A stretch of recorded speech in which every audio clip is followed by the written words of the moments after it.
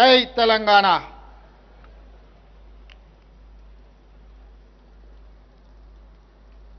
ప్రియమైన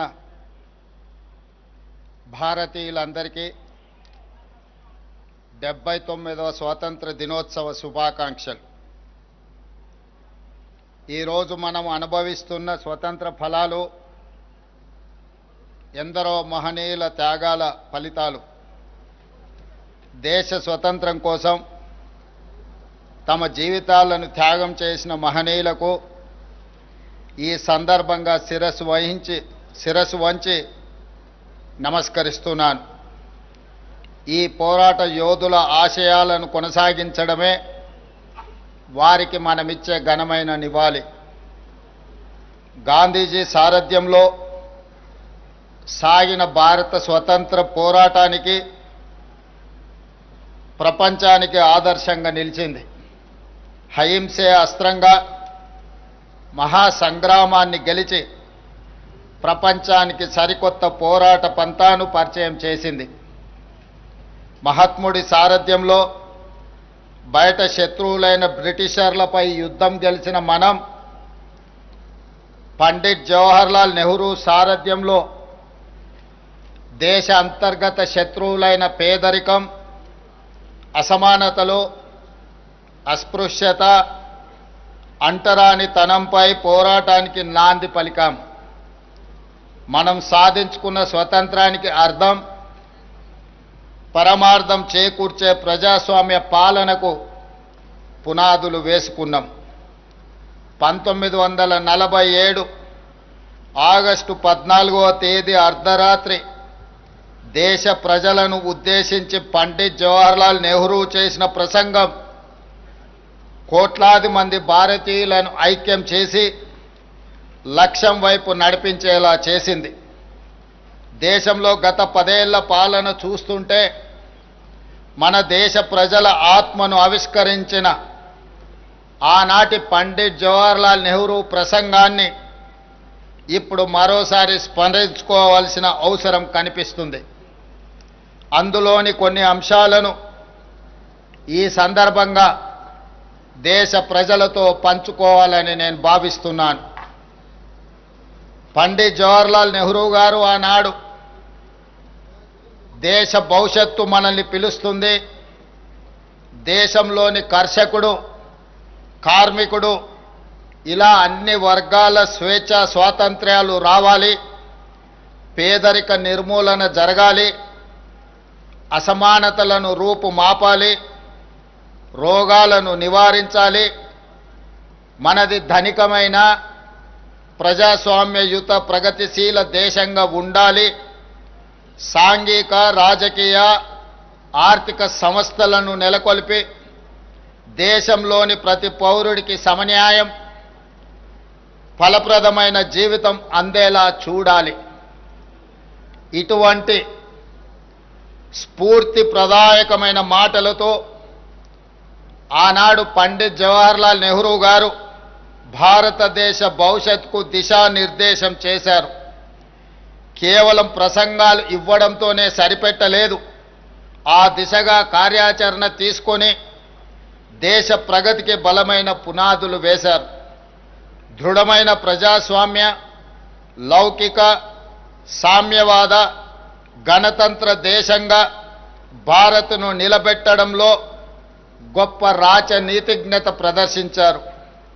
పంచవర్ష ప్రణాళికల ద్వారా వ్యవసాయ, పారిశ్రామిక, వైజ్ఞానిక, సాంకేతిక రంగాల్లో దేశాన్ని తిరుగులేని శక్తిగా తీర్చిదిద్దారు. ఆనాటి స్ఫూర్తిని, ఆ మహనీయుల వారసత్వాన్ని కొనసాగిస్తూ తెలంగాణ రాష్ట్రాన్ని ప్రపంచంలోనే అగ్రభాగాన నిలబెట్టే లక్ష్యంతో ఈనాడు మేము పరిపాలన కొనసాగిస్తున్నాం. స్వతంత్రం సిద్ధించే సమయానికి దేశం అల్లకల్లోల పరిస్థితుల్లో ఉంది. శూన్యం నుండి మన ప్రయాణం మొదలైంది. ఉన్నత శిఖరాలే లక్ష్యంగా పెట్టుకొని మన పెద్దలు ఈ దేశాన్ని ముందుకు నడిపించారు. ఈరోజు మనం చూస్తున్న ఆధునిక భారతం 5 ఏళ్లలోనో 10 ఏళ్లలోనో సాధించిన విజయం కాదు.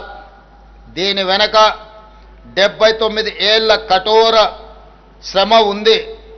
ఎంతో గొప్ప నాయకత్వం, నాయకుల త్యాగం, చెమట, రక్తం ఉంది. ఈ సుదీర్ఘ ప్రస్థానం తర్వాతే నేడు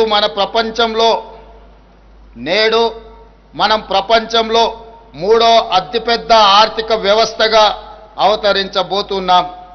ఈ విజయ ప్రస్థానంలో భాగస్వాములైన ప్రతి ఒక్కరికి మనం ఎంతో రుణపడి ఉంటాం. వారు అందించిన ఈ ఘనమైన వారసత్వాన్ని విజయవంతంగా ముందుకు తీసుకెళ్లడంలో మన ముందున్న కర్తవ్యం, ఆ బాధ్యత నిర్వర్తించడంలో నేను సదా సిద్ధంగా ఉంటాను అని మీ అందరికీ తెలియజేస్తున్నాను. ఆ స్ఫూర్తితోనే తెలంగాణ ప్రజాప్రభుత్వం ప్రజా సేవను కొనసాగిస్తుంది. 2023 డిసెంబర్ 7న మేము బాధ్యతలు స్వీకరించగానే రాష్ట్రంలో ప్రజాస్వామ్యాన్ని పునరుద్ధరించాం. ప్రజలు, ఉద్యమకారులు, అమరవీరుల ఆకాంక్షలు, ఆశయాలకు అనుగుణంగా విధి విధానాలను తీసుకున్నాం. రైతులు, మహిళలు, యువత భవిష్యత్తుకు పెద్ద పీట వేశాం. సామాజిక తెలంగాణ ఆవిష్కరణకు చారిత్రాత్మకమైన నిర్ణయాలు తీసుకున్నాం. కుల గణనతో బలహీన వర్గాల 100 ఏళ్ల కలను నిజం చేశాం.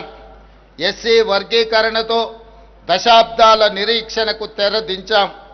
ఇవి గొప్ప నిర్ణయాలే కాదు, అత్యంత సాహసోపేత నిర్ణయాలని మీ అందరికీ తెలియజేయడానికి సంతోషిస్తున్నాను. ఒకవైపు ప్రపంచ నగరాలతో పోటీ పడే లక్ష్యాలను నిర్దేశించుకొని, మరోవైపు పేదల ఆకాంక్షలు తీర్చే సంక్షేమ ఫలాలు అందిస్తూ ద్విముఖ విధానంతో మా ప్రభుత్వం పాలన కొనసాగిస్తుంది. మా ఆలోచనలలో స్పష్టత ఉంది, అమలులో పారదర్శకత ఉంది.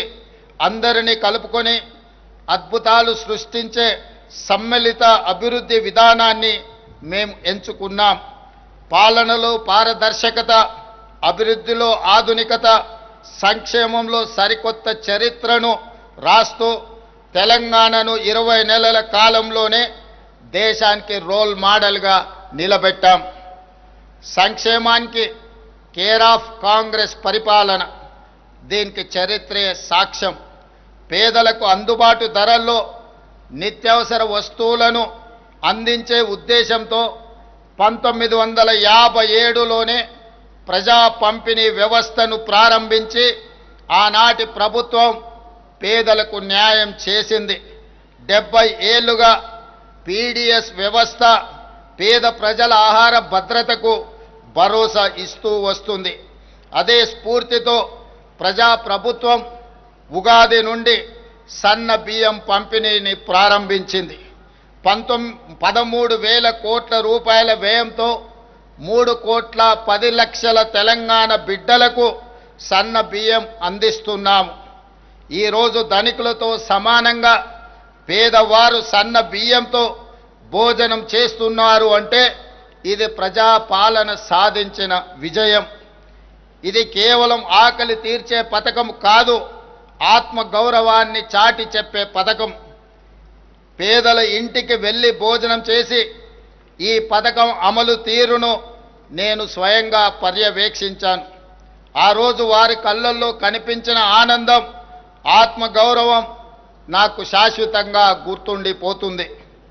రేషన్ కార్డు ప్రజల ఆత్మగౌరవానికి మరో ప్రతీక, ఒక భరోసా, ఒక భావోద్వేగం.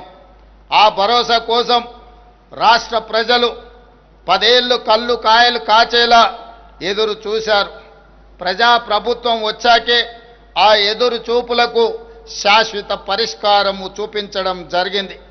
ఈ ఏడాది జూలై 14 నుంచి రాష్ట్ర వ్యాప్తంగా నూతన రేషన్ కార్డుల పంపిణీని ప్రారంభించాం. 10 ఏళ్ల తర్వాత చేతిలో రేషన్ కార్డుతో రేషన్ షాపుల ముందు సందడి కనిపిస్తుంది. పాడుబడి మూతబడిన రేషన్ షాపుల తలుపులు మళ్ళీ తెరుచుకున్నాయి. పేదవాడి ఆశలు, ఆకలి తీర్చే భరోసా కేంద్రంగా నేడు గ్రామాల్లో రేషన్ షాపులు పూర్వ వైభవాన్ని సంతరించుకున్నాయి. ఇది మేము తెచ్చిన ప్రజాపాలనలో మార్పు. మిత్రులారా, తెలంగాణ రైతుకు 2022 మే 6న వరంగల్ వేదికగా మేము మాట ఇచ్చాం.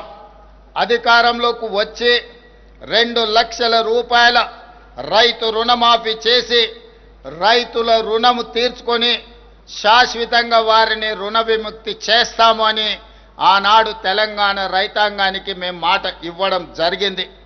విశ్వసనీయతే మా సిద్ధాంతం మాకు ఊపిరి. గత ఏడాది ఆగస్టు 15న రైతు రుణమాఫీకి శ్రీకారం చుట్టాం. రాష్ట్రంలో ఉన్న 25,35,000 మంది రైతులకు 20,617 కోట్ల రూపాయలు ఏక మొత్తంగా 2 లక్షల రూపాయల రుణమాఫీ చేసి శాశ్వతంగా రుణ విముక్తుల్ని చేయడమే కాదు, ఈ దేశ ప్రజలకు 15 ఆగస్టు నాడు ఏ విధంగా స్వతంత్రం సిద్ధించిందో తెలంగాణ రైతాంగానికి కూడా రైతు నుంచి విముక్తి కలిగించి స్వేచ్ఛా వాయువులను ఈనాడు ప్రజాపాలన రైతులకు అందుబాటులోకి తీసుకొచ్చింది. ఈ విధంగా ఆనాడు వరంగల్లో ఇచ్చిన మాటను తెలంగాణ ప్రజాప్రభుత్వం వారి రుణం తీర్చుకొని ఈనాడు రైతులు తల ఎత్తుకొని గర్వంగా తెలంగాణ రాష్ట్రంలో తిరగగలుగుతున్నారు. అదేవిధంగా మిత్రులారా, రుణమాఫీతో రైతు పట్ల మన రుణం తీరిపోయిందని మేము చేతులు దులుపుకోలేదు. పొలంలో నాట్లు వేసే రోజు రైతు చేతిలో పెట్టుబడి ఉంటే ఆ భరోసా వేరు. అన్నం పెట్టే రైతు అప్పుల కోసం ఎవరి దగ్గర చేయి చాపకూడదన్న ఆలోచనతో ఇందిరమ్మ రైతు భరోసా పథకం కింద ఆనాడు ఎకరాకు ప్రతి సంవత్సరం 12,000 పెట్టుబడి సాయం ప్రకటించాం. పరిమితులు లేకుండా ప్రతి రైతుకు ఈ పథకం కింద సాయం అందించాం.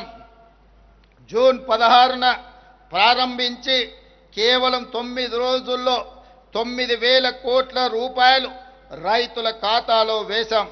రాష్ట్రంలోని 70,11,184 మంది రైతులకు ఈ సహాయాన్ని అందించాం. కొత్తగా దరఖాస్తు చేసుకున్న 1,20,000 మంది రైతులకు మొత్తంగా 9 రోజుల్లో 9,000 కోట్ల రూపాయలను ఇందిరా రైతు భరోసా పథకం ద్వారా రైతులకు పెట్టుబడి సహాయాన్ని అందించి ఏ వడ్డీ వ్యాపారస్తుల ముందు తలదించుకునే పరిస్థితి రైతుకు ఉండకూడదు అని మా ప్రభుత్వం గొప్ప లక్ష్యంతో పని చేస్తుంది.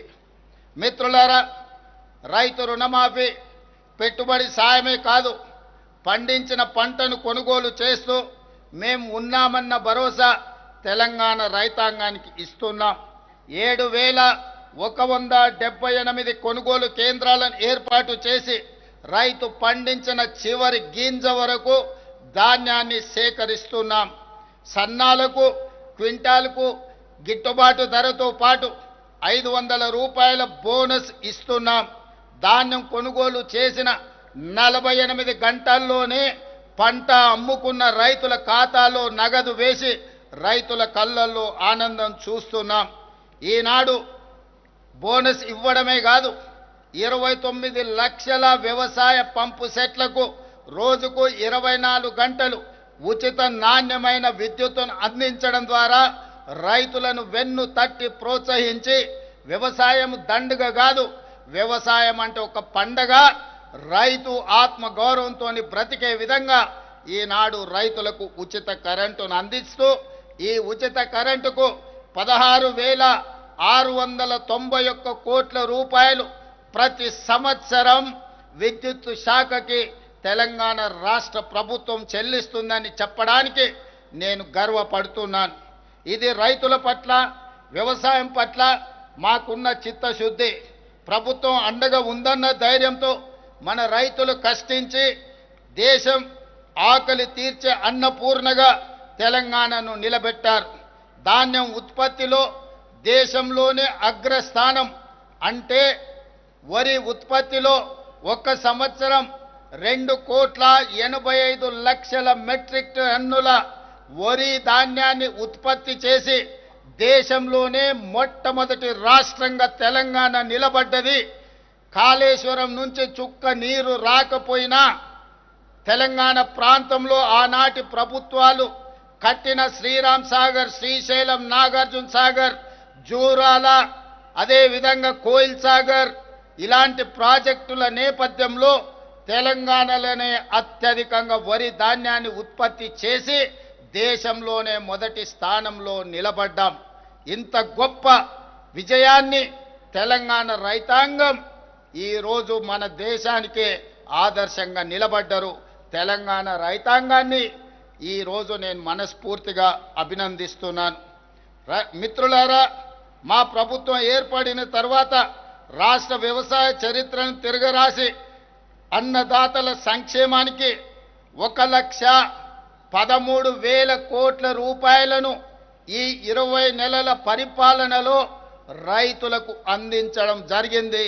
ఇది దేశంలోనే రైతులకు అందించిన అతిపెద్ద సహాయం. ఈ సహాయాన్ని అందించే అవకాశం కల్పించినందుకు తెలంగాణ ప్రజలకు నా కృతజ్ఞతలు తెలియజేస్తున్నా. మిత్రులారా, 10 ఏళ్ల తర్వాత పేదల సొంత ఇంటి కలలకు మళ్ళీ రెక్కలు తొడిగాం. ఆనాడు తెలంగాణ ప్రాంతంలో లక్షలాది మంది గ్రామాలకు, లక్షలాది మంది పేదలకు గ్రామాలలో, తండాలలో, గూడాలలో, మారుమూల పల్లెల్లో ఇందిరమ్మ ఇండ్లను అందించి 2004 నుంచి 2014 వరకు లక్షలాది పేదల సొంత ఇంటి కలను నెరవేర్చాం. కానీ దురదృష్టవశాత్తు 2014 నుంచి 2024 వరకు ఈ తండాలలో, గూడాలలో, మారుమూల పల్లెల్లో పేదల సొంత ఇంటి కళ మసకబారిపోయింది. 10 సంవత్సరాలు ఎదురు చూసిన పేదలకు ఈనాడు సొంత ఇంటి కలను నెరవేర్చడానికి ఇందిరమ్మ ఇండ్ల పథకాన్ని తిరిగి ప్రారంభించి ప్రతి నియోజకవర్గానికి 3,500 ఇండ్లు, ఆ విధంగా దాదాపుగా 4,50,000 ఇండ్లను ఈనాడు పేదలకు అందుబాటులోకి తీసుకొచ్చి 22,500 కోట్ల రూపాయలతోని ఈనాడు ఇందిరమ్మ ఇళ్ల పనులను ప్రారంభించాం. ఈరోజు ఈ ఇంటికి పార్టీ అర్హత కాదు, పేదరికమే అర్హతగా పేదరికాన్ని రూపుమాపి ఆత్మగౌరవంతో ప్రజల సొంత ఇంటి కలను నెరవేర్చడానికి ఈరోజు నిలవైన లబ్ధిదారులను ఎంపిక చేసి పేదల సొంత ఇంటి కలను తీర్చే ప్రయత్నం మా ప్రభుత్వం చేస్తుంది. అందుకే ఇళ్ల కేటాయింపులో కోటాలు వాటాలు లేవు. ఇళ్ల కోసం కమిషన్లు ఇచ్చే కర్మ పేదలకు పట్టలేదు. నీకింత నాకింత దందాలు లేవు. ఎంపికకు పేదరికమే గీటురాయి. అడవులను నమ్ముకొని జీవించే చెంచులకు, ఆదివాసీలకు, మా లంబాడి సోదరులకు చరిత్రలో తొలిసారి ఇందిరమ్మ ఇల్లు ప్రత్యేకంగా కేటాయించాం. గతంలో ఏ ప్రభుత్వం వీళ్ళకు ప్రత్యేకమైన కోట ఇవ్వలేదు. కానీ ఈనాడు నల్లమల అటవీ ప్రాంతం నుంచి వచ్చిన ఈ బిడ్డ ఆదివాసీలు, గిరిజనులు, చెంచుల కష్టాలు తెలిసిన వాడిగా ఈరోజు తెలంగాణలో ఐటీడీఏ ప్రాంతాలలో 22,016 ప్రత్యేకంగా ఇండ్లను, ఇందిరమ్మ ఇండ్లను ఈ గిరిజన ఆదివాసీ సోదరుల కేటాయించి ఆత్మగౌరవంతో తెలంగాణ రాష్ట్రంలో చెంచులు, ఆదివాసీలు, గిరిజనులు బ్రతకాలి అని ప్రత్యేకమైన కోటా ఇచ్చి ఈరోజు ఇందిరమ్మ రాజ్యంలో వాళ్ళని ఆదుకోవడం జరిగింది. ఇది జరుగుతున్నందుకు, ఇది చేపట్టే అవకాశం నాకు అందించినందుకు తెలంగాణ ప్రజలకు నా కృతజ్ఞత తెలియజేస్తున్నా. సామాజిక న్యాయం కాంగ్రెస్ డిఎన్ఏలోనే ఉంది. సామాజిక తెలంగాణ సాధనలో మనం దేశానికి దశ దిశ నిర్దేశం చేస్తున్నాం. స్థానిక సంస్థలలో, విద్యా ఉద్యోగాలలో బీసీలకు 42% రిజర్వేషన్లు కల్పించే బిల్లులను ఈ ఏడాది మార్చి 17న రాష్ట్ర శాసనసభ ఆమోదించింది. ఈ బిల్లులను ఆషామాషిగా రూపొందించలేదు. దాదాపు సంవత్సరం కాలం శాస్త్రీయమైన లోతైన కసరత్తు చేశాం. 160 కోట్లు వెచ్చించి 1,03,000 మంది శిక్షణ పొందిన ఎన్యూమరేటర్ల ద్వారా 50 రోజుల పాటు సమగ్ర కులగణను ఒక యజ్ఞంలా చేపట్టాం. గ్రామాల్లో 66,39,000 కుటుంబాలు, పట్టణాల్లో 45,15,000 కుటుంబాలను సర్వే చేశాం. మొత్తంగా 1,12,00,000 కుటుంబాలను సర్వే చేసి రాష్ట్రంలో 56.33% బలహీన వర్గాల జనాభాను లెక్క తేల్చడం జరిగింది.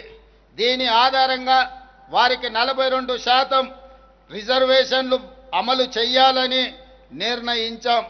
రాష్ట్ర శాసన వ్యవస్థ ఆమోదించిన ఈ బిల్లులను రిజర్వేషన్లు అమలుకు సహకరించాలని కేంద్రానికి పంపాం. మన పంపిన బిల్లులపై సత్వరం నిర్ణయం చేయాల్సిందిగా కేంద్ర ప్రభుత్వాన్ని మరొకసారి గోల్కొండ కోట మీద నుంచి తెలంగాణ ప్రజల తరఫున డిమాండ్ చేస్తున్నాను. దేశంలోని ఎస్సీ వర్గీకరణ చేసిన మొదటి రాష్ట్రంగా తెలంగాణ నిలబడింది. మాదిగ సోదరుల గుండె చప్పుడు నాకు తెలుసు.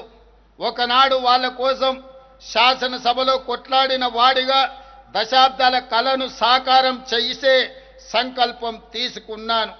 దేశంలోని ఏ రాష్ట్రం చేయని నిర్ణయం మన ప్రభుత్వం చేసింది. సుప్రీంకోర్టు తీర్పునకు అనుగుణంగా రాష్ట్రంలోని ఎస్సీలలో ఉన్న 59 కులాలు, ఉప కులాలను 3 గ్రూపులుగా విభజించి గ్రూప్ 1లో 15 కులాలను, గ్రూప్ 2లో 18 కులాలను, గ్రూప్ 3లో 26 కులాలను చేర్చాం. ఈ ఏడాది ఫిబ్రవరి 4న రాష్ట్ర శాసనసభ, శాసన మండలి ప్రత్యేక సమావేశాలు ఏర్పాటు చేసి సామాజిక, ఆర్థిక, విద్య, ఉపాధి, రాజకీయ కులగణన సర్వే, షెడ్యూల్డ్ కులాల ఉపవర్గీకరణపై చర్చించి చట్టబద్ధత కల్పించి మా చిత్తశుద్ధిని నిరూపించుకున్నాం. ఈ శుభ సందర్భాన్ని పురస్కరించుకొని ప్రతి ఏటా ఫిబ్రవరి 4 తారీఖును తెలంగాణ సోషల్ జస్టిస్ డేగా నడుపుకోవాలని, ఉత్సవాలను జరుపుకోవాలని తెలంగాణ ప్రభుత్వం నిర్ణయం తీసుకున్నదని మీకందరికీ తెలియజేయడానికి సంతోషిస్తున్నాను. మిత్రులారా, ఆరోగ్యశ్రీ పథకం ఇది కాంగ్రెస్ పార్టీ బ్రాండ్. మసకబారిన ఈ పథకానికి పూర్వ వైభవం తీసుకొచ్చాం. బాధ్యతలు స్వీకరించిన వెంటనే ఆరోగ్యశ్రీ పరిధిని 5 లక్షల నుండి 10 లక్షలకు పెంచాం.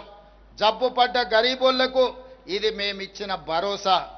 ఆర్టీసీ ఉచిత బస్సు పథకం కారణంగా ఆడబిడ్డలు చిన్న చిన్న ఆరోగ్య సమస్యల పరిష్కారం కోసం దగ్గరలోని ప్రభుత్వ ఆసుపత్రులకు వచ్చే సంఖ్య గణనీయంగా పెరిగిందని ఇటీవల సర్వేలు చెబుతున్నాయి. ఇందుకు మేము సంతోషం వ్యక్తం చేస్తున్నాం. అదేవిధంగా మిత్రులారా, ఉస్మానియా ఆసుపత్రి 100 ఏళ్లుగా వైద్య సేవలలో పేదలకు దేవాలయంగా పేరు పొందింది. శిథిలావస్థలో ఉన్న ఈ వైద్య దేవాలయాన్ని తిరిగి పునరుద్ధరిస్తున్నాం. 27 ఎకరాల విస్తీర్ణంలో గోషామహల్ ప్రాంతంలో 2,700 కోట్ల రూపాయల వ్యయంతో నయా ఉస్మానియా ఆసుపత్రిని తెలంగాణ రాష్ట్రానికి అందించబోతున్నామని చెప్పి మనస్ఫూర్తిగా మీ అందరికీ తెలియజేస్తున్నాను. రాష్ట్రంలో అనేక చోట్ల వైద్య విద్యా కళాశాలను నిర్మిస్తున్నాం. ప్రజాప్రభుత్వం ఏర్పడిన తర్వాత వైద్య ఆరోగ్య రంగంపై 16,521 కోట్ల రూపాయలను ఇప్పటి వరకు వ్యయం చేశాం. అదేవిధంగా మిత్రులారా, ఆడబిడ్డలు ఆశీర్వదించిన మా ప్రభుత్వం మహిళా ఉన్నతి, తెలంగాణ ప్రగతి అనే నినాదంతో 1 కోటి మంది ఆడబిడ్డలను కోటీశ్వరులను చేయాలనే లక్ష్యంతో మేము ముందుకు సాగుతున్నాం. బాధ్యతలు స్వీకరించిన 48 గంటల్లోనే మహాలక్ష్మి పథకం కింద ఆడబిడ్డలకు ఆర్టీసీలో ఉచిత బస్సు ప్రయాణాన్ని ఈరోజు కల్పించాం. ఈ పథకం తెచ్చిన విప్లవాత్మక సామాజిక మార్పు ప్రతిపక్షాలకు అర్థం కాదు. ఆర్టీసీలో ఆడబిడ్డల ఉచిత ప్రయాణం పేద మహిళ ఆర్థిక స్వావలంబనకు పునాది అవుతుంది. ఆడపిల్లలకు విద్యకు అండగా మారింది. చదువు కోసం గడప దాటే ఆడపిల్లల సంఖ్య ఈనాడు పెరిగింది. చరిత్ర పుటల్లో కలిసిపోతుందనుకున్న ఆర్టీసీకి ఈ పథకం ప్రాణం పోసింది. ఈ పథకం కింద ఆడబిడ్డలకు ఈ 20 నెలల్లో 6,790 కోట్ల రూపాయల ఆర్థిక సహాయాన్ని అందించింది. ఈ 6,790 కోట్ల రూపాయలను తెలంగాణ రాష్ట్ర ప్రభుత్వం ఆర్టీసీ కార్పొరేషన్కు అందించడం ద్వారా ఆర్థికంగా చిన్న భిన్నమైపోయిన ఆర్టీసీ సంస్థను 50,000 మంది కార్మికుల కళ్ళల్లో ఈనాడు మనం ఆనందం చూడగలుగుతున్నాం. ఆ కార్మికులకు ప్రతి నెల మొదటి వారంలోనే జీతభత్యాలు అందించగలిగిన ఆర్థిక పరిపుష్టి ఈనాడు కార్పొరేషన్కు అందింది అనంటే ఈ పథకం ఎంతో ఉపయోగపడ్డది కార్మికులకు కూడా అని తెలియజేస్తున్నాను. ఇప్పటి వరకు దాదాపుగా 200 కోట్ల పైచిలుకు మహిళలు బస్సులలో ఉచితంగా ప్రతిరోజు ప్రయాణాలు చేయడం జరిగింది. ఇది మీ అందరికీ తెలియజేయడానికి నేను సంతోషిస్తున్నాను. రాష్ట్రంలో ఆడబిడ్డల సంక్షేమం అభివృద్ధి కోసం మా ప్రభుత్వం మొత్తంగా 46,689 కోట్ల రూపాయలను ఈ 20 నెలలలో సమకూర్చడం జరిగింది. అదేవిధంగా మిత్రులారా, యువ తెలంగాణ శక్తికి ప్రతీక. గడిచిన 10 ఏళ్లలో యువతను మత్తుకు బానిసలను చేసే కుట్ర జరిగింది. ఈ కుట్రని మేము ఛేదించాం. ఇవాళ తెలంగాణలో గంజాయి డ్రగ్స్ అనే మాట వినబడడానికి వీలు లేదు. ఈ విషయంలో కఠినంగా మా ప్రభుత్వం వ్యవహరిస్తుంది. ఈగల్ పేరుతో ఏర్పాటైన వ్యవస్థ రాష్ట్రం నలుమూలల నిశితంగా నిఘా పెట్టింది. గంజాయి కానీ డ్రగ్స్ మాయగాళ్ల వెన్నులో వణుకు పుట్టిస్తుంది. యువతను రక్షించుకుంటేనే తెలంగాణకు భవిత. యువత ఉద్యోగ ఉపాధికి పెద్ద పీట వేస్తున్నాం. బాధ్యతలు స్వీకరించిన మరుక్షణం టీజీపీఎస్సీని సంస్కరించాం. 20 నెలల కాలంలో 60,000 ప్రభుత్వ ఉద్యోగ నియామకాలను చేపట్టడం ద్వారా ఆ నిరుద్యోగ యువకుల కళ్ళల్లోనే కాదు, వాళ్ళ కన్న తల్లిదండ్రుల కళ్ళల్లో ఈరోజు ఆనందం వెలుగులను చూడగలుగుతున్నాం. ఇప్పటి వరకు తెలంగాణ రాష్ట్ర ప్రభుత్వం 60,000 ప్రభుత్వ ఉద్యోగ ఖాళీలను భర్తీ చేసి, అదే కాకుండా తెలంగాణ పబ్లిక్ సర్వీస్ కమిషన్ నుంచి గ్రూప్ 1, గ్రూప్ 2, గ్రూప్ 3 పరీక్షల్ని కూడా పూర్తి చేసి తొందరలోనే ఈరోజు ఈ నియామకాలను చేపట్టబోతున్నాం. అదేవిధంగా పేదలకు విద్యను అందించే ఉద్దేశంతో డిఎస్సిని కూడా పూర్తి చేసి దాదాపుగా 10,000 పైచిలకు టీచర్ ఉద్యోగ నియామకాలు చేపట్టడం ద్వారా పేదలకు విద్యను అందుబాటులోకి తీసుకురావడానికి ప్రభుత్వం వేగంగా ముందుకు వెళుతుంది. అదేవిధంగా ప్రైవేట్ రంగంలో కూడా దాదాపుగా 1,00,000 పైగా మన చదువుకున్న నిరుద్యోగ యువకులకు, ఇంజనీరింగ్ గ్రాడ్యుయేట్లకు ఉద్యోగాల అవకాశాలు కల్పించడానికి తెలంగాణ రాష్ట్ర ప్రభుత్వం చర్యలు చేపట్టింది. తద్వారా 1,00,000 పైగా నిరుద్యోగులకు ఉద్యోగాలు రావడాన్ని ఈ సందర్భంగా సంతోషంగా తెలియజేస్తున్నాను.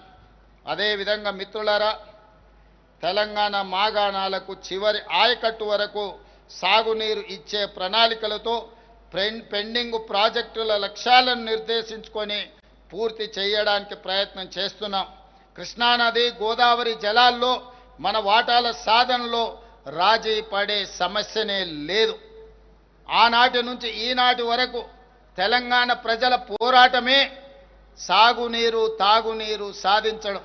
అలాంటి తెలంగాణ ప్రజల భావోద్వేగమైన పేగుబంధం సాగునీటి ప్రాజెక్టులు. కృష్ణా, గోదావరి నదులలో ప్రతి చుక్క తెలంగాణకు రావాల్సిన వాటాను సాధించి ఎవరి ఒత్తిడికి లొంగేది లేదు, ఎవరి ఆరోపణలకు బెదిరేది లేదు.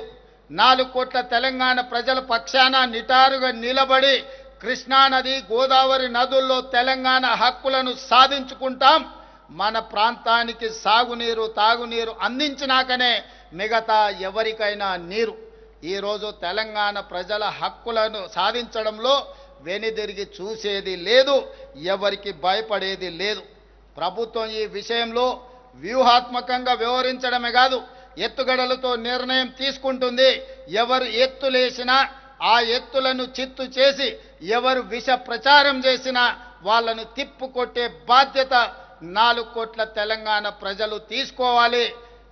మీరు అందరూ ఈనాడు పండిత్ జవహర్లాల్ నెహ్రూ గారు నిర్మించిన నాగార్జున సాగర్, శ్రీశైలం, శ్రీరామ్ సాగర్ లాంటి ప్రాజెక్టులు ఆనాడు మొట్టమొదటి ప్రధానమంత్రి ఎడ్యుకేషన్ అండ్ ఇరిగేషన్ అనే విధానాన్ని తీసుకొని ఆ రోజుల్లోనే మొదటి ప్రధానమంత్రి మన ప్రాంతంలో సాగునీటి ప్రాజెక్టులను నిర్మించడం జరిగింది. ఈరోజు ప్రపంచ దేశాలకు ఆదర్శంగా నిలబడ్డ ప్రాజెక్టులు ఏవైతే ఉన్నాయో నాగార్జున సాగర్, శ్రీశైలం, శ్రీరామ్ సాగర్ లాంటి ప్రాజెక్టులు కాంగ్రెస్ పాలనలో నిర్మించినాం. కానీ గత పాలకులు నిర్మించిన ప్రాజెక్టు 1,00,000 కోట్ల రూపాయలు ఖర్చు పెట్టిన ప్రాజెక్టు కట్టడం, కూలడం, 1,00,000 కోట్ల రూపాయలు గోదావరిలో కలవడం మన కళ్ళ ముందే జరిగిపోయింది. కాబట్టి ఈరోజు దృష్టి మరల్చడానికి కొంతమంది కొన్ని సెంటిమెంట్లను రగల్చి తద్వారా రాజకీయ ప్రయోజనం పొందాలని ఏదైతే చేస్తున్నారో ఈ కుట్రను తిప్పికొట్టవలసిన బాధ్యత తెలంగాణ రైతాంగం మీద ఉన్నది. ఆనాడు ఈ ప్రాజెక్టులు నిర్మించిన కాంగ్రెస్ ప్రభుత్వానికి పూర్తి బాధ్యత ఉన్నది, అవగాహన ఉన్నది, పరిపాలనలో అనుమతులు తెచ్చుకోవడానికి అవసరమైన ప్రణాళిక ఉన్నది. ఈ ప్రణాళికలను అన్నిటిని కూడా అమలు చేసే చిత్తశుద్ధి, ధైర్యము ఈ ప్రభుత్వానికి ఉన్నదని నేను తెలియజేయడానికి సంతోషిస్తున్నాను. ఎవరు ఎన్ని కుట్రలు చేసినా కుట్రలను ఛేదించుకొని గోదావరి నదీ జలాలలో రావాల్సిన వాటాను సాధిస్తాం. కృష్ణా నదీ జలాలలో పూర్తి చేయవలసిన ఎస్ఎల్బిసి, పాలమూరు, రంగారెడ్డి ఎత్తిపోతల పథకం లాంటి, డిండి లాంటి పథకాలను పూర్తి చేసి దేశానికే ఆదర్శంగా నిలబడే విధంగా తెలంగాణ రాష్ట్రంలో పరిపాలనను అందించి ఈ దేశానికే తెలంగాణ ఒక రోల్ మోడల్గా ఈ దేశంలో నెంబర్ 1 రాష్ట్రంగా తెలంగాణ రాష్ట్రాన్ని తీర్చిదిద్దే బాధ్యత ప్రజా ప్రభుత్వం తీసుకుంటుందని మీ అందరికీ తెలియజేస్తున్నాను మిత్రులారా. అదేవిధంగా మన బలం హైదరాబాద్, మన బ్రాండ్ హైదరాబాద్ నగరం, 400 పైచిలుకు సంవత్సరాల అనుభవం, కులీ కుతుబ్షాయి, నిజాం నవాబుల నుంచి గత పాలకుల వరకు హైదరాబాద్ నగరం ప్రపంచానికి ఆదర్శంగా నిలబడ్డది. గోల్కొండ కోట కావచ్చు, చార్మినార్ కట్టడాలు కావచ్చు, ప్రపంచానికి ఆదర్శంగా నిలబడ్డ కట్టడాలను నిర్మించి ప్రపంచంతోనే పోటీ పడే నగరంగా కులీ కుతుబ్షాయిలు, నిజాం సర్కార్లు ఈరోజు మనకు ఆదర్శంగా నిలబడ్డారు. వారి స్ఫూర్తిని తీసుకొని ప్రపంచ వేదికైన హైదరాబాదు నగరంలో హైదరాబాదు బ్రాండ్ ఇమేజ్ను పెంచడానికి ఈ బలాన్ని మరింత బ్రాండింగ్ చేయాలన్న ఆలోచనతోని మేము గుర్తించి ముందుకు వెళ్ళాం. అందుకే పలు అంతర్జాతీయ ఈవెంట్లను హైదరాబాదులో నిర్వహించేలా నిర్ణయాలు తీసుకున్నాం. మీకు తెలుసు, ఇటీవల ప్రపంచ సుందరీమణుల పోటీలు, 72వ సుందరీమణుల ప్రపంచ పోటీలు మన నగరంలో నిర్వహించుకున్నాం. ఇందులో 109 దేశాల నుంచి సుందరీమణులు పోటీలో పాల్గొనడమే కాదు, ప్రపంచంలో ఉండే పెట్టుబడిదారులందరూ కూడా ఈ కార్యక్రమంలో పాల్గొని తెలంగాణ ప్రజలు హైదరాబాదు నగరం అందించిన వచ్చిన అతిథులకు వారికి మనము చూపించిన వారసత్వ సంపద, అది పాలమూరు జిల్లాలో ఉన్న పిల్లల మర్రి కావచ్చు, వరంగల్లో ఉన్న 1000 స్తంభాల గుడి కావచ్చు, రామప్ప దేవాలయం కావచ్చు, గోల్కొండ కట్టడాలు కావచ్చు, అదేవిధంగా చార్మినారు దగ్గర ఉన్న చుడి బజారు కావచ్చు, ఫలక్నామా ప్యాలెస్ కావచ్చు, ఇలాంటి గొప్ప వారసత్వ సంపదలను ప్రపంచ పర్యాటకులను ఆకర్షించడానికి మన గొప్ప చారిత్రాత్మకమైన కట్టడాలను చూపించి వారు వాటిని చూసి ఆశ్చర్యచకితులు అయినరు. తెలంగాణ హైదరాబాదు నగరంలో ఇంత గొప్ప వారసత్వ కట్టడం ఉన్నదా, మాకు తెలీదు, మేము మళ్ళీ వెళ్ళి మా దేశంలో మీ బ్రాండ్ అంబాసిడర్లుగా మారి హైదరాబాదు నగరానికి అంతర్జాతీయ గుర్తింపు తెస్తాము అని చెప్పి ప్రపంచ సుందరీమణులు మనకు మాట ఇవ్వడమే కాదు, తెలంగాణ తల్లికి శిరస్సు వంచి నమస్కరించి జయ జయ హే తెలంగాణ గీతాన్ని ప్రపంచానికి వాళ్ళందరూ వినిపించారు. తెలంగాణ సంస్కృతిని, సాంప్రదాయాన్ని, తెలంగాణ పోరాట స్ఫూర్తిని, ఉద్యమకారుల యొక్క త్యాగాలను, అమరవీరుల యొక్క త్యాగాలను ప్రపంచానికి ఈ సందర్భంగా తెలియజేయడానికి అవకాశం కలిగింది. ఇదే కాదు, మనకు ఆర్టిఫిషియల్ ఇంటెలిజెన్స్ సదస్సులను నిర్వహించాం. ప్రపంచవ్యాప్తంగా పేరుగాంచిన సుమారు 2000 మంది ప్రతినిధులు ఈ సదస్సుకు హాజరయ్యారు. ఈ సందర్భంగా ఏఐ రోడ్ మ్యాప్ను విడుదల చేశాం. భారత్ ఫ్యూచర్ సిటీలో ఏఐ సిటీని నిర్మించడానికి ప్రత్యేకంగా మనం స్థలము కొన్ని 200 ఎకరాల భూమిని కేటాయించడం జరిగింది. అదేవిధంగా మరొక ప్రతిష్టాత్మక సదస్సు గ్లోబల్ రైస్ సమ్మిట్ను కూడా మనం హైదరాబాదులో నిర్వహించుకున్నాం. తెలంగాణ బియ్యాన్ని ఇతర దేశాలకు ఎగుమతి చేయడానికి ఈరోజు ఇది దోహదం చేసింది. ఇది మీకు తెలియజేయడానికి నేను సంతోషపడుతున్నాను. మన ప్రభుత్వం నిర్వహించిన బయో ఏషియా సదస్సుకు 50 దేశాల నుంచి 3000 మంది ప్రతినిధులు హాజరు కావడం జరిగింది. ఈరోజు ప్రపంచ దేశంలో ఉత్పత్తి చేస్తున్న బల్క్ డ్రగ్స్ భారతదేశంలో 40% మన హైదరాబాదు నగరం నుంచే ఉత్పత్తి చేస్తున్నాం. మన కోవిడ్ మహమ్మారి వచ్చినప్పుడు ప్రతి 3 వ్యాక్సిన్లో ఒక వ్యాక్సిన్ మన నగరం నుంచి ఉత్పత్తి చేసి ఈరోజు ప్రపంచానికి ఫార్మా హబ్గా హైదరాబాదు నగరాన్ని తీర్చిదిద్దడమే కాకుండా ప్రపంచం కోవిడ్ మహమ్మారి బారిన పడుతున్నప్పుడు ప్రపంచాన్ని ఆదుకోవడానికి మన నగరంలో ఉన్న ఫార్మా కంపెనీలు ఈరోజు దేశానికి ఆదర్శంగా నిలబడ్డాయి. దీనికి పునాదులు వేసింది ఆనాటి కాంగ్రెస్ ప్రభుత్వం. 1965లోనే ఐడిపిఎల్ సంస్థని ఇక్కడ ప్రారంభించడంతో రీసెర్చ్లు చేయడమే కాదు, సైంటిస్టులను 100లాది మందిని అక్కడి నుంచి మనము గొప్ప సైంటిస్టులను తీర్చిదిద్దడంతో ఈరోజు తెలంగాణ రాష్ట్రం ఒక ఫార్మా హబ్గా ప్రపంచం గుర్తించడం జరిగింది. అలాంటి గొప్ప గ్లోబల్ సమ్మిట్ను కూడా మనమే ఇక్కడ నిర్వహించుకున్నాం. అదేవిధంగా గతంలో ఎన్నడూ లేని విధంగా అంతర్జాతీయ రాజకీయ సమ్మిట్ భారత్ సమ్మిట్ 2025ను మనం హైదరాబాదులో నిర్వహించాం. ఈ అన్ని వేదికల నుండి మన తెలంగాణ విజన్ను ప్రపంచవ్యాప్తంగా పరిచయం చేశాం.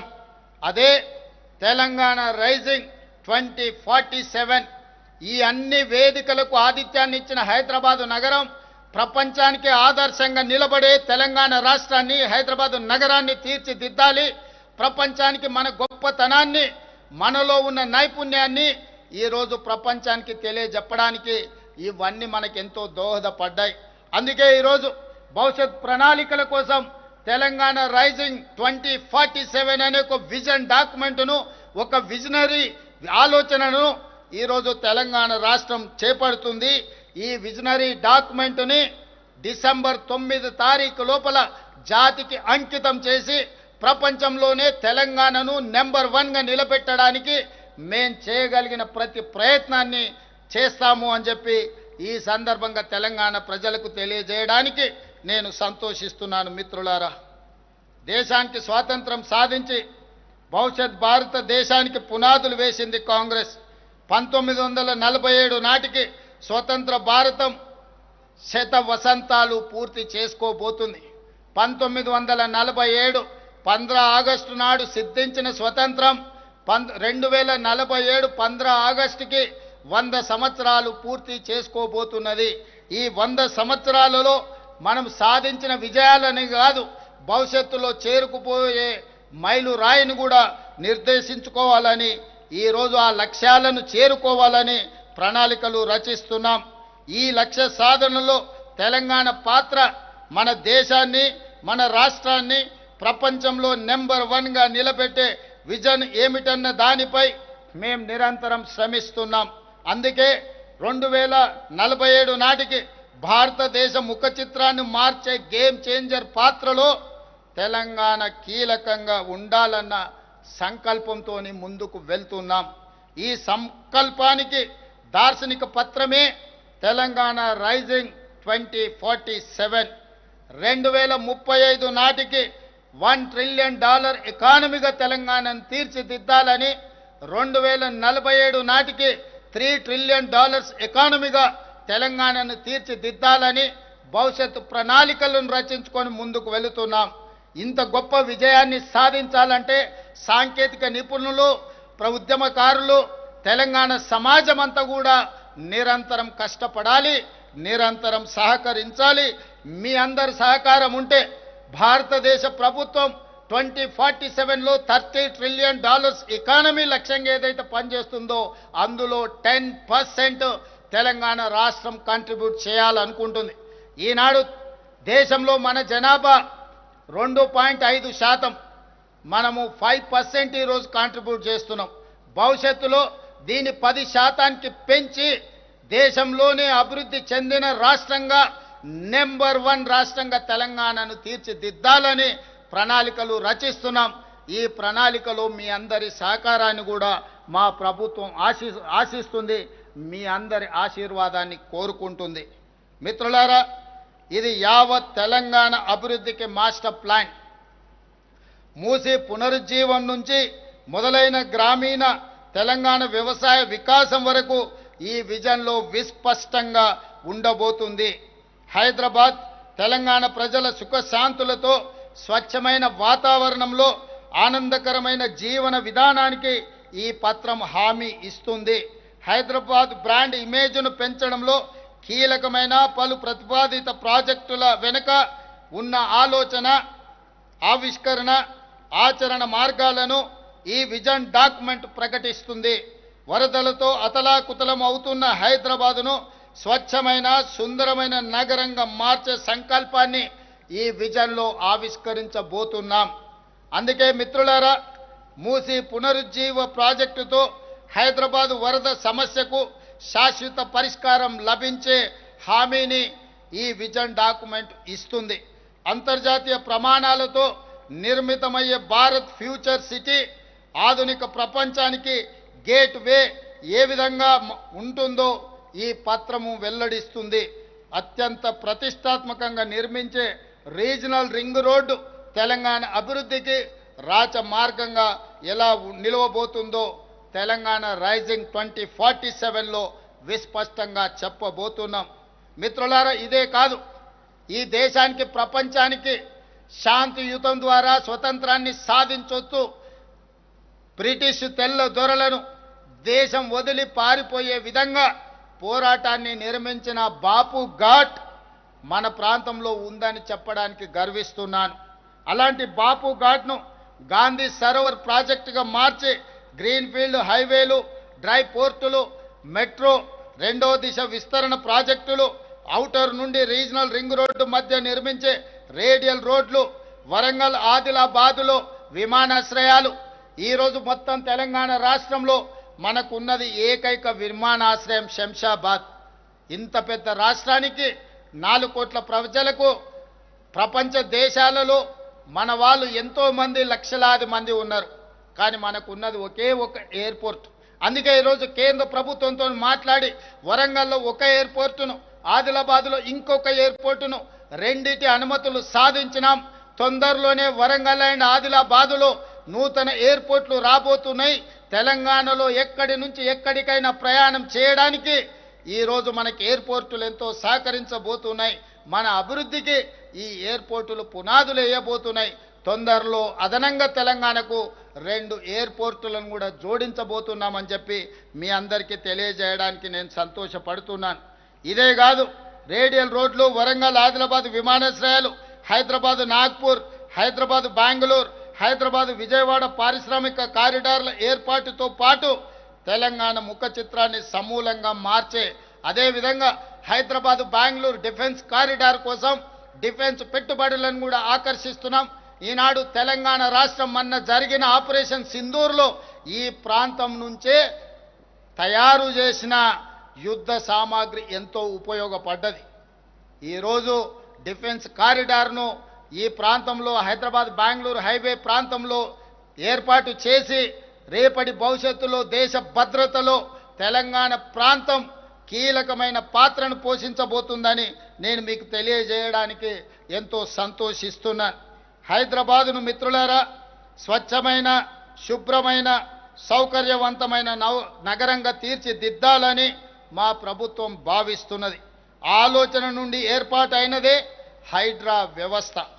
మీ అందరికీ తెలుసు, 1908లో వచ్చిన భారీ వరదలు ఆనాడు వేలాది మంది ప్రాణాలను బలిగొన్నది. ఈ భాగ్య నగరాన్ని ఈ వరదలు ముంచెత్తుతే ఆనాటి నిజాం ప్రభువులు ఈ బాధను, ఈ ఉపద్రవాన్ని వారిని కలిచివేశాయి, కదిలించి వేశాయి. అందుకే నిజాం ప్రభుత్వం ఆనాడు మోక్షగుండం విశ్వేశ్వరయ్యను సాంకేతిక నిపుణుడిగా నియమించి ఈరోజు మూసీ ప్రాజెక్టు మీద ఉస్మాన్ సాగర్, హిమాయత్ సాగర్తో పాటు మిరాలం ట్యాంకు లాంటి ప్రాజెక్టులను నిర్మించి వరదలను నియంత్రించి హైదరాబాదు నగరాన్ని కాపాడడమే కాదు, హైదరాబాదు నగరం యొక్క తాగునీటి దాహార్తిని తీర్చి గొప్ప పునాదులు ఆనాడు నిజాం సర్కార్ వేయడం జరిగింది. మరి ఈరోజు ఇప్పుడు వస్తున్న వరదలు మీరు చూస్తున్నారు. వర్షాలు క్లౌడ్ బస్ట్ వల్ల నగరంలో వర్షాలు ఈరోజు ఎక్కడైతే చెరువులు నాలాలు మనం ఆక్రమించుకున్నామో అక్కడికి వెళ్ళాల్సిన వరద నీరు ఈరోజు మన కాలనీలలోకి, మన ఇళ్లలోకి, మన రోడ్ల మీదకి వస్తున్నది. మరి ఈ ఉపద్రవాన్ని ఎదుర్కోవాల్సిన అవసరం లేదా? చెన్నై, బెంగళూరు నగరాలను, ముంబై నగరాలను మీరు అందరు చూసినారు. ఈరోజు అతలాకుతలం అయిపోయినాయి. ఢిల్లీ నగరాన్ని చూసినారు. దేశ రాజధాని కాలుష్యానికి లోనై పాఠశాలల నుంచి పార్లమెంట్ వరకు ఈరోజు సెలవులు ప్రకటించుకునే పరిస్థితి వచ్చింది. వాహనాలు రోడ్డు మీదకి రావాలంటే ఢిల్లీలో అనుమతులు తీసుకొని రోడ్ల మీదకి రావాలి.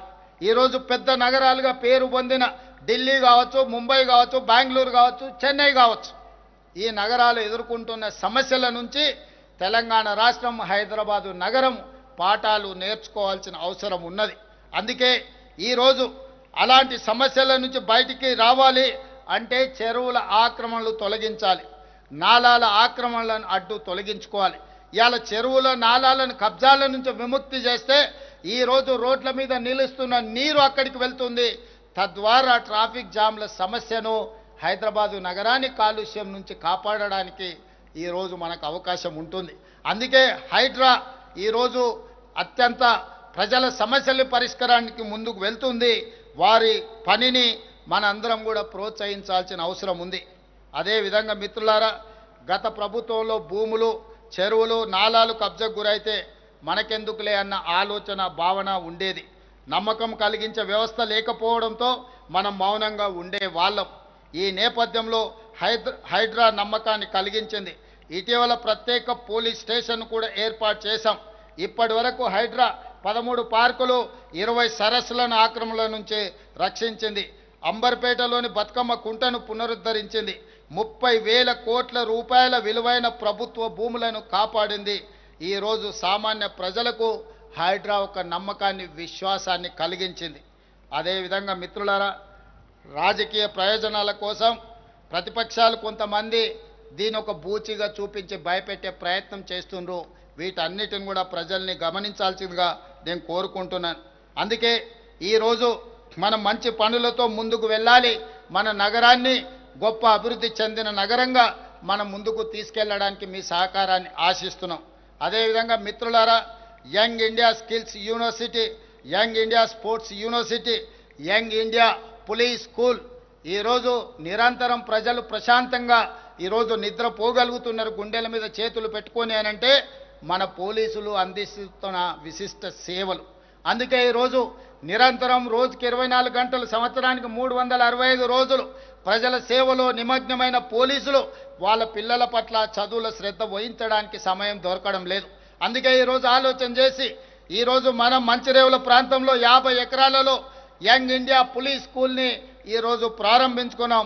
ప్రజల సేవలు అందిస్తున్న ఆ సిబ్బందికి వాళ్ళ పిల్లల కోసం నాణ్యమైన ప్రమాణాలతో కూడుకున్న విద్యను అందించాలని ఈరోజు ప్రత్యేకంగా వాళ్ళకు ఒక ప్లే స్కూల్ని, ఒక సైనిక్ స్కూల్ని ఎంత గర్వంగా సైనికులు చెప్పుకుంటారో పోలీసులు కూడా వాళ్ళ సిబ్బంది మాది పోలీస్ స్కూల్, మా పిల్లలు చదువుకున్నారు, ఐఏఎస్లు, ఐపీఎస్లు, డాక్టర్లు, లాయర్లు అని చెప్పుకునే విధంగా ఈరోజు ప్రారంభించడం జరిగింది.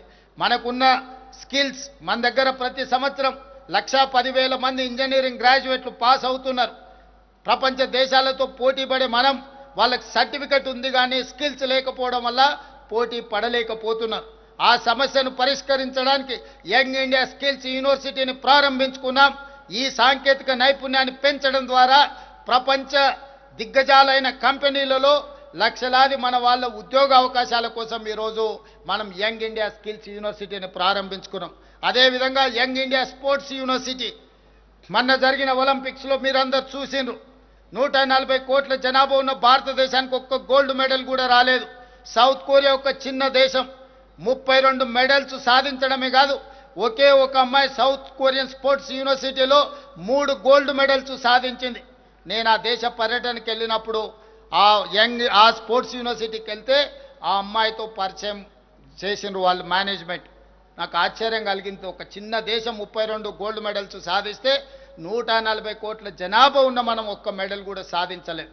అందుకే ఆ స్ఫూర్తితో యంగ్ ఇండియా స్పోర్ట్స్ యూనివర్సిటీని తెలంగాణ ప్రారంభించుకోవడమే కాదు, సౌత్ కొరియన్ స్పోర్ట్స్ యూనివర్సిటీతో ఒక అవగాహన ఒప్పందాన్ని చేసుకొని ఈరోజు తెలంగాణలో ఉన్న గ్రామీణ ప్రాంతాలలో ఉన్న మట్టిలో మాణిక్యాలను వెలికి తీసి క్రీడాకారులను తయారు చేయాలని యంగ్ ఇండియా స్పోర్ట్స్ యూనివర్సిటీని ప్రారంభించుకున్నాం.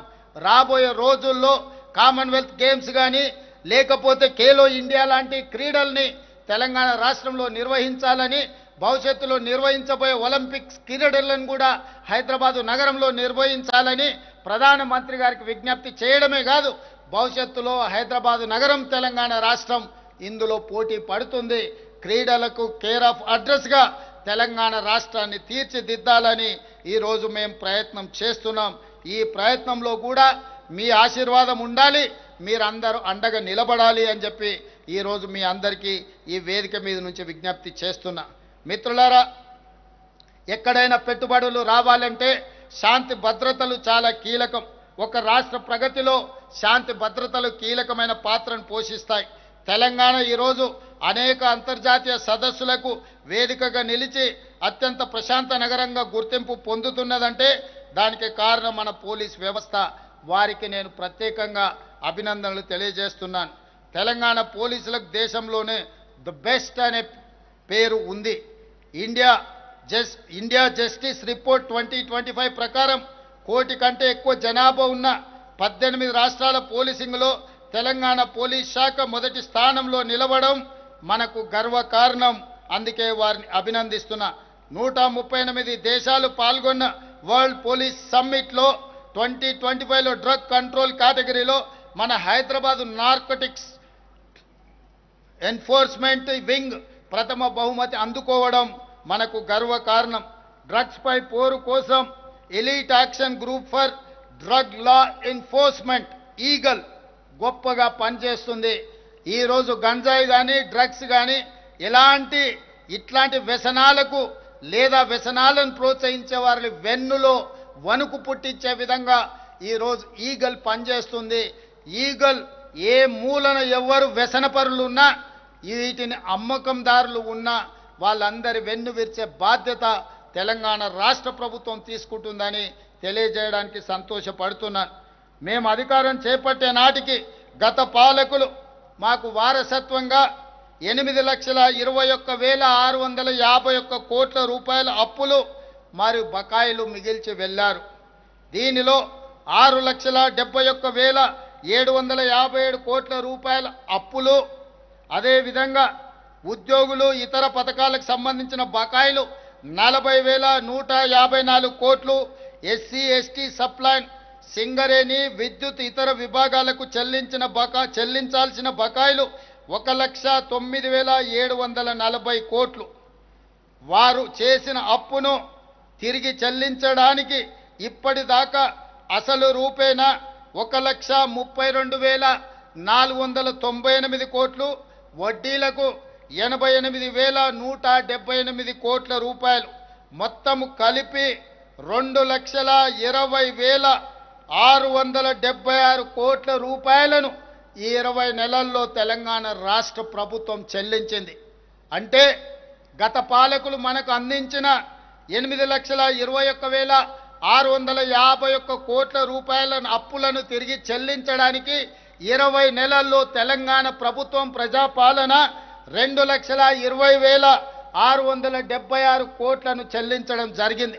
ఈ అప్పుల భారం లేకపోయినుంటే ఈ సొమ్మంతా పేదల సంక్షేమానికి తెలంగాణ అభివృద్ధికి ఉపయోగపడేది. కానీ భారాన్ని మోయక తప్పదు. అయినా ఓపికతో సమయస్ఫూర్తితో తెలంగాణ రాష్ట్ర ప్రభుత్వాన్ని నడిపిస్తున్నాము. మీ అందరి ఆశీర్వాదం ఉన్నందుకు నేను ధన్యవాదాలు తెలియజేస్తున్నాను. ఇంత ఆర్థిక భారం ఉన్నప్పటికీ శూన్యం నుంచి ఉన్నత శిఖరాల వైపు రాష్ట్రాన్ని తీసుకెళ్లేందుకు మేము కృషి చేస్తున్నాం. జాతిపిత గాంధీజీ నవభారత నిర్మాత పండిట్ జవహర్లాల్ నెహ్రూ, డాక్టర్ బాబాసాహెబ్ అంబేద్కర్ గారి స్ఫూర్తితో, ప్రజల ఆదరణతో మేము ముందుకు సాగుతున్నాం. ఈ సందర్భంగా ఒక అంశాన్ని మీ ముందు పెట్టదలుచుకున్నాను. మనసు ఉంటే మార్గం ఉంటుంది.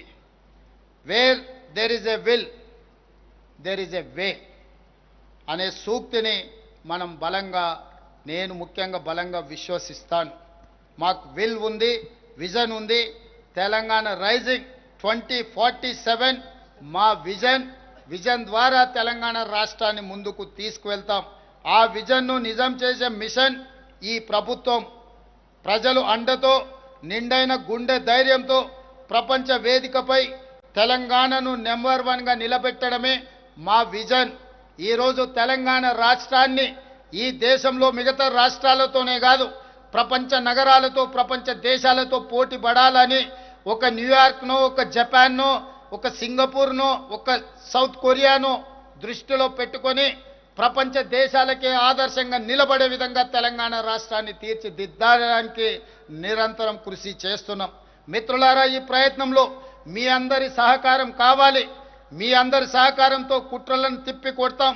రాష్ట్ర కేంద్ర ప్రభుత్వాల మధ్యలో సమన్వయం చేసుకొని రాష్ట్రానికి రావాల్సిన నిధులను, అనుమతులను సాధించుకొని బలమైన రాష్ట్రంగా తెలంగాణని పునరుద్ధరించి, పునర్నిర్మించి ప్రపంచానికి ఆదర్శంగా తీర్చిదిద్ది తెలంగాణ రాష్ట్రాన్ని ముందుకు తీసుకువెళ్తాం.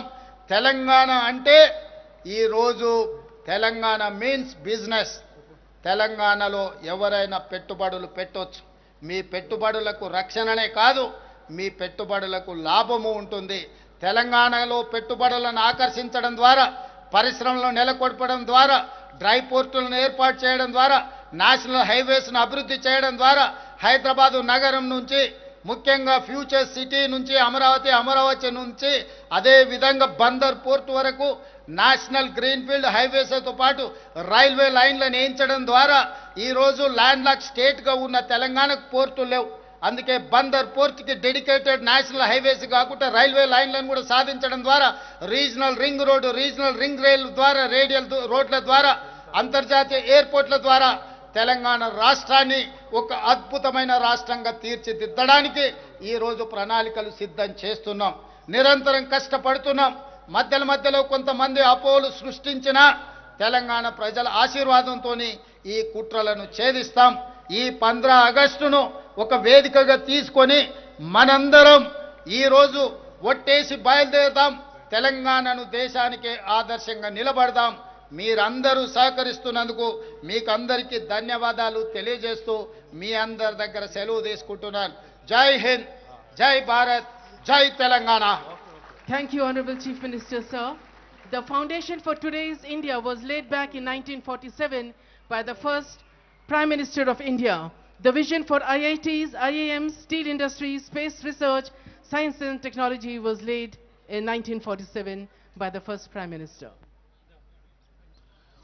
ప్రజాపాలన ప్రభుత్వం, ప్రజాస్వామ్య సునేత్రం, ముఖ్యమంత్రి నేతృత్వం, ప్రేమలోన మాతృత్వం, బాధ్యతలో భ్రాతృత్వం. హైదరాబాద్, సికింద్రాబాద్, సైబరాబాదు తోడుగా భారత్ ఫ్యూచర్ సిటీ మెరియనుంది రేడుగా. స్కిల్ స్పోర్ట్స్ తన కళ్ళన్నారు ఆనరబుల్ సీఎం వారి సందేశంలో. విద్య, వైద్యం, క్రీడలు, వ్యవసాయం, పరిశ్రమలు, నేరాలకు భూస్థాపన, శాంతి భద్రతా స్థాపన. విలువ ఉంది, విజన్ ఉంది, విజన్ను నిజం చేసే మిషన్ ఉంది అన్న గౌరవనీయులైన ముఖ్యమంత్రి గారి చేతుల మీదుగా ఇప్పుడు అవార్డుల బహుకరణ పోలీస్ అధికారులకు. అంతకు ముందు ముఖ్యమంత్రి గారు స్వయంగా ప్రోత్సహిస్తున్న